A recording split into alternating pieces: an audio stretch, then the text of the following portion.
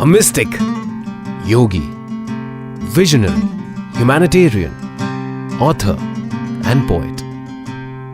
Sadhguru is a spiritual master with a difference.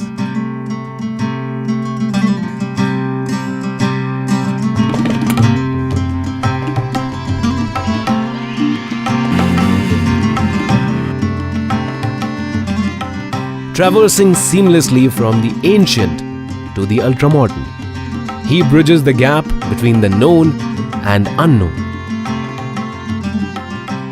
enabling all those who encounter him to explore and experience the deepest dimensions of life.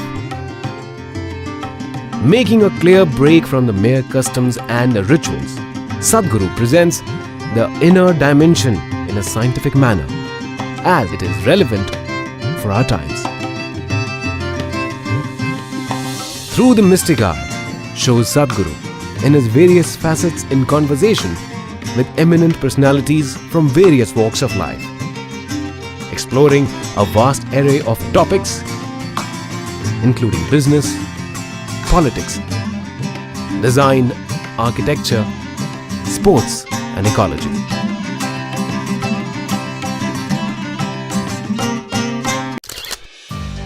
This week's episode features Anupam Kher, Padma Shri award-winning actor and social activist, in conversation with Sadhguru.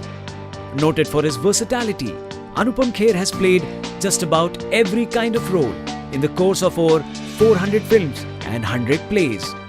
He's also the founder of the Anupam Kher Foundation, which aims to create a brighter future for children from less privileged backgrounds. Watch as Mr. Kher and Sadhguru discuss various aspects, including the state of India's democracy, the power of attention, and the children of today losing their sense of wonder to the WWW.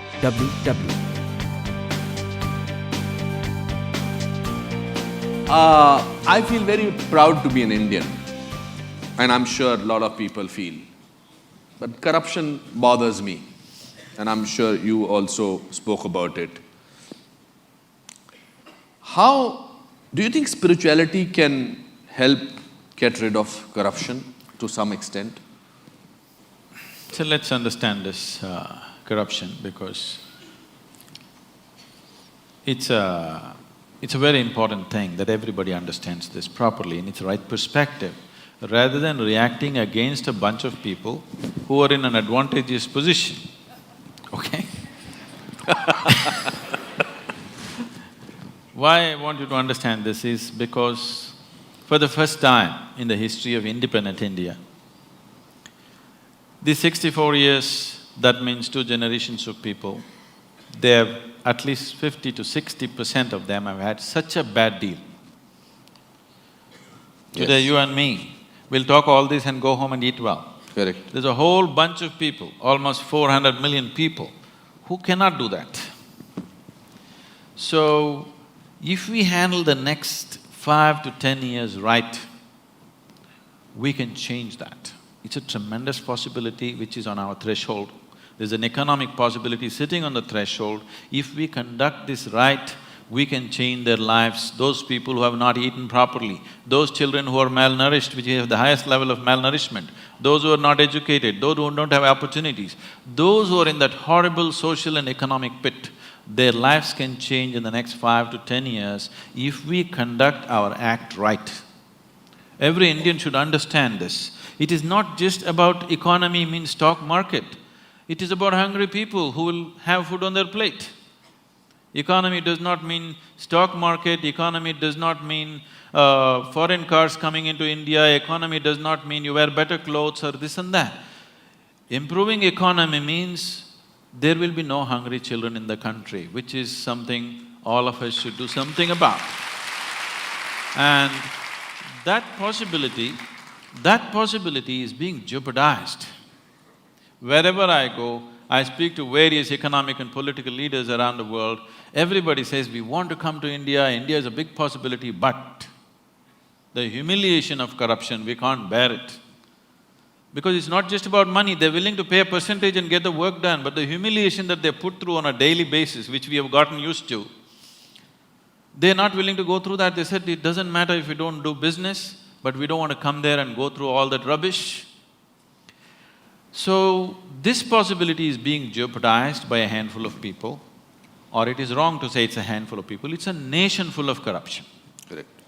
Because how many people in Mumbai streets, if there is no policeman, will stop at the red light?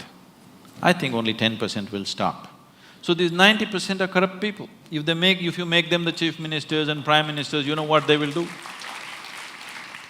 So instead of just calling it by one bad word called corruption, we need to understand, we as a society are trying to move from a feudalistic way of managing our lives to a democratic way.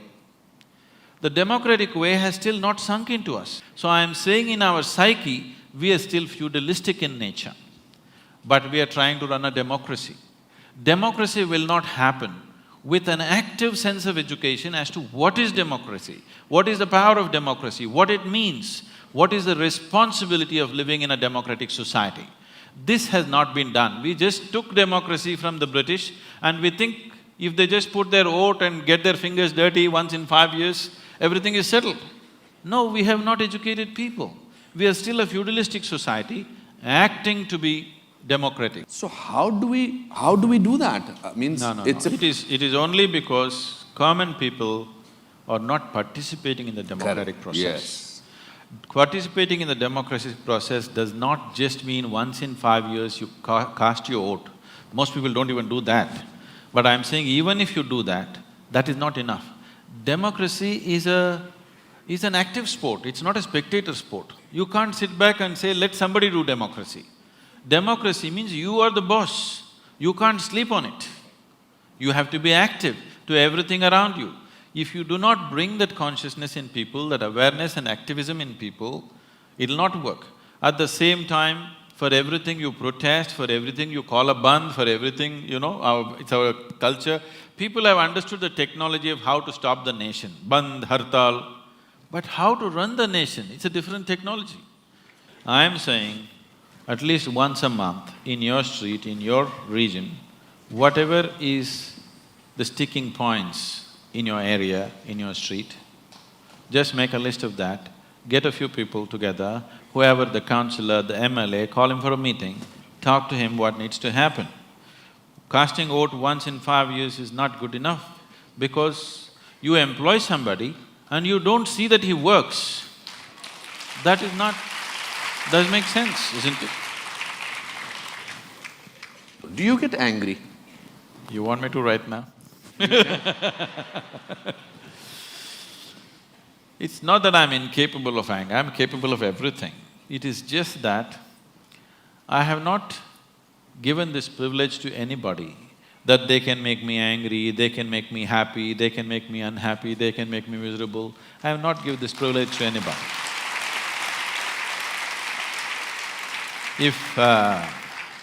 If somebody need to be shouted at, boom, I'll go.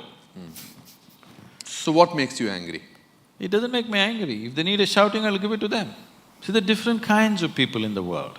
There is somebody here, if I just look at them, they'll understand why they're being looked at. There's somebody else here, if you look at them, they'll just stare back at you. If you tell them gently, they will understand. There is somebody here, if you tell them gently, they won't get it, you have to shout at them. There's somebody else here, even if you shout, they won't get it, you have to knock them on the head and tell them. Different levels of sensitivity in the world.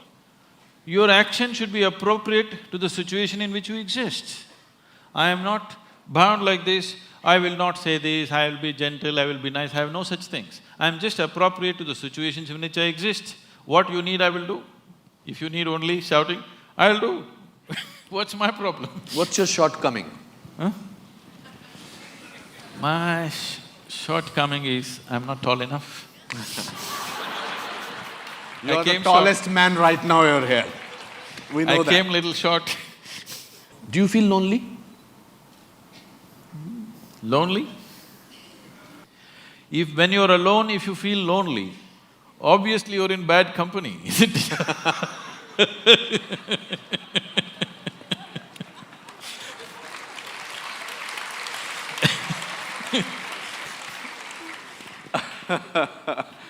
It's a great journey to be talking to you. If you have to describe yourself in one word, what will that word be?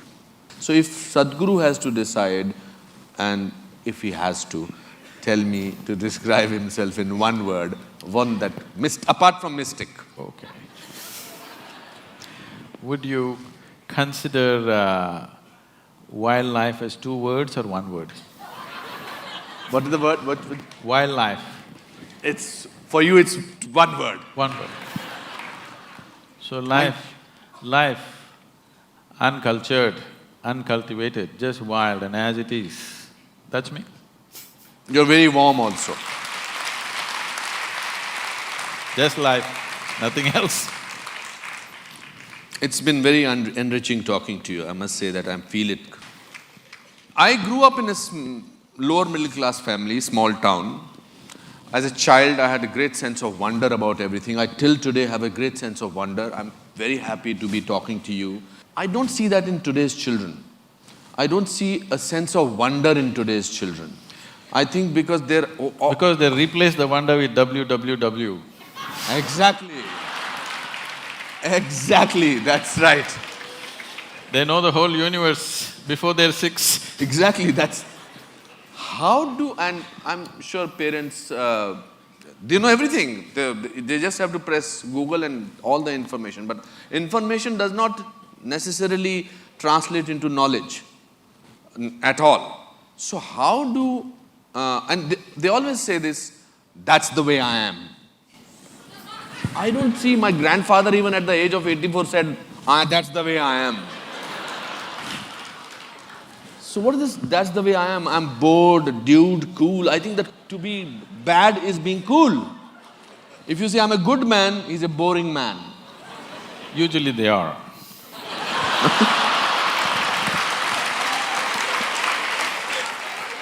People who claim that they're good people, usually they are boring.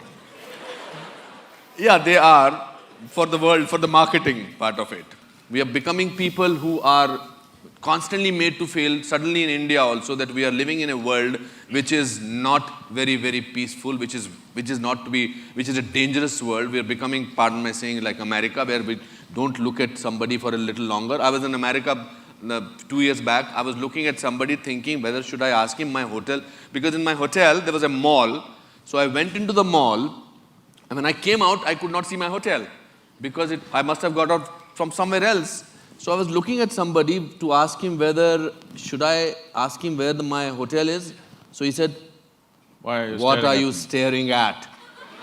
I being an actor, I said, am I staring at you, sir? I'm sorry. I did not know I was staring at you. Poor fellow actually dropped me to my hotel.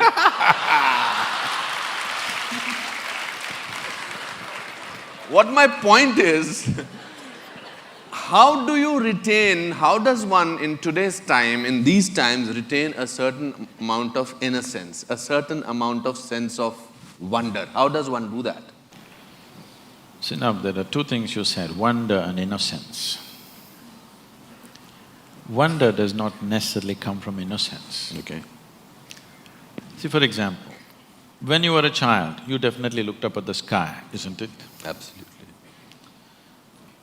Did you ever count the stars? I used to do that in Simla, tried. there was nothing to do. How far did you go? Oh, no, nothing. I could not go beyond 100 or 200. So I meticulously sat down on the terrace, counting, trying to make, segments of the sky and trying to count.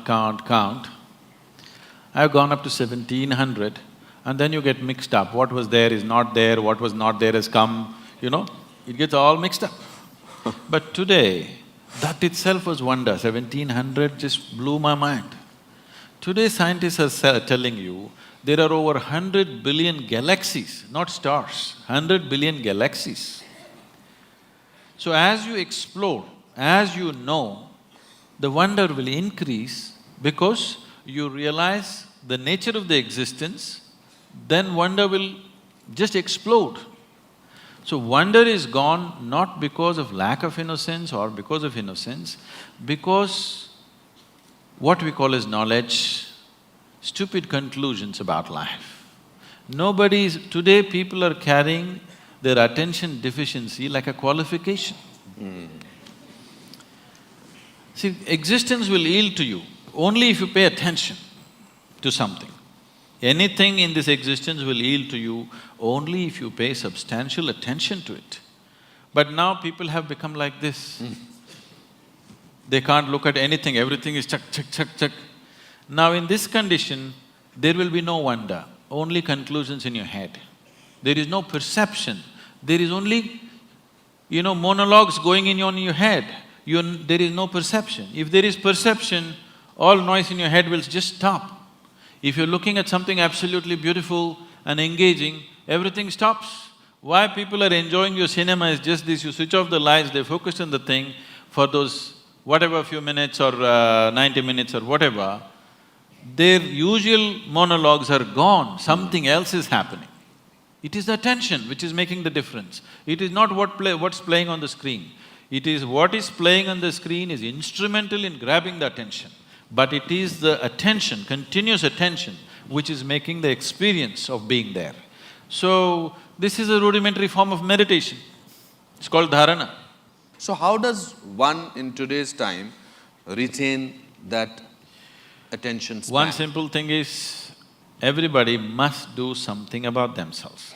Every child, every school should bring this dimension that a child is required to pay attention to something continuously. It could be music, it could be dance. See, you cannot do music or dance unless you pay attention to it, You'll make a fool of yourself if you do not pay enough attention.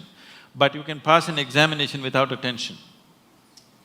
Yeah. Understand? That's right. Above all, if you I've seen this simple thing. Children came to us, we have a Isha homeschool, which is done in a very different way. I one day went to the assembly, all these 6.5-year-old kids, they're all like this, like this, like this. I said, why are the kids like broken tops? Why are they shaking around like this? Then I just brought this thing, simply every day in the morning, Sari Gama Pada Nisa, 15 minutes, everybody must do. You go there after 2 months, they're all sitting like this. That's all it takes. If you just make them walk in the forest in the night, one night, okay? In the darkness, you just make them walk, you will see they will become like this. Their ability to pay attention will become like that. Their sense of wonder will explode. You just take them into the jungle, make them walk for a night without torches, without cell phones, without anything, in a protected atmosphere, you will see within one night, there will be a tremendous transformation in the sense of wonder in the child's life. But we are making them physically incapable of these things. Sitting just in front of the computer, they're becoming physically incapable. When physically it hurts, they will protest, they'll not do anything. So it's something that parents must take care of. Bringing up your child does not mean just sending him to school and getting marks and grades and nonsense. Your child in body and mind should grow up to full capabilities. That is when it will manifest in his life as success. Just marks will not manifest as success. 70% of India's population in the rural mass, they're in a hopeless cultural and economic situation. But no systematic way of taking the rural masses to education has not been done. As part of Sadhguru's vision to improve the situation in rural Tamil Nadu, Isha Vidya offers affordable, quality education for children to create joyful, fit and capable youth. 8 Isha Vidya schools are creating a bright future for over 4,050 rural children, many of whom are first-generation schoolgoers. Around 40% of the students pay a nominal fee and 60% are supported through scholarships or educational support. Midday meals with 11 essential nutrients and protein help to address malnutrition. Isha Vidya schools strive to make children fluent in English language and give them computer skills while preserving their tradition and culture. In 2012, based on the success of this schooling system, the government school adoption program was launched. The Isha Vidya team are training teachers from 31 government schools around the state to improve children's English, provide special attention to those who need it, and integrate sports, yoga, environmental education, health and hygiene into school life. The government school adoption program has reached over 26,800 students around Tamil Nadu.